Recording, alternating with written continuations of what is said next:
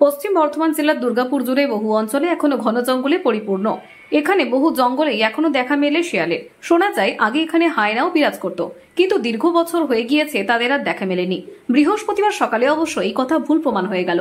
প্রাতঃ ভ্রমণে বেরিয়ে স্থানীয়রা দেখেন রাস্তার পাশে রক্তাক্ত অবস্থায় পড়ে রয়েছে একটি বড় আকারের বন্যজন্তু।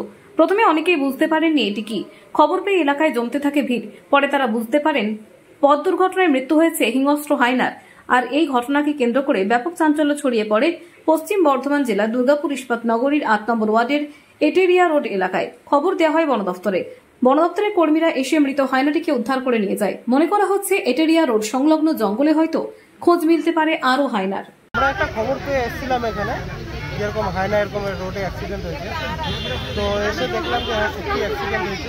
এটাকে এখন আমরা নিয়ে যাব, অফিসে নিয়ে যাওয়ার পর অফিসার যেটা বলবে সেটা আমরা করব। কি জন্য আমরা এইখানে দেখেছি, জোরে বলবেন। এইখানে আমরা দেখেছি, মানে বলতে গেলে 10-12 দিন থেকে আমরা এই জিনিসটা দেখছি, কিন্তু আমরা বুঝতে পারি না যে এরা কি জিনিস বটে। আমরা ভেবেছিলাম তখন শিয়াল, কিন্তু এখন যখন একে রোডে দেখা গেল এখন আমাদের মনে হচ্ছে কিন্তু এটা খুব খতরনাক জিনিস। কিন্তু এখন আমাদের মনের মধ্যে আতঙ্কটা ঢুকে গেল। কীরকম ঢুকে গেলে আমাদের বাচ্চা বুচ্চিগুলো সব সময় আমাদের ওই জঙ্গল পাশাপাশি খেলে, জঙ্গল পাশাপাশি খেলে।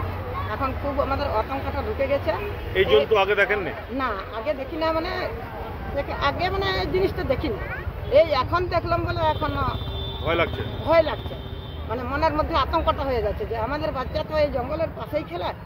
কিন্তু এখন আমরা কি চাই, এখন যে যেমন পুলিশ থাকে, যেমন জঙ্গলটা চেকিং করে, সেই লোকগুলো যদি একটুকু পাঠিয়ে দাও, জঙ্গলটা যদি একটুকু দেখে, তাহলে আমাদের একটুকু মনের আতঙ্কটা শেষ হয়ে যাবে।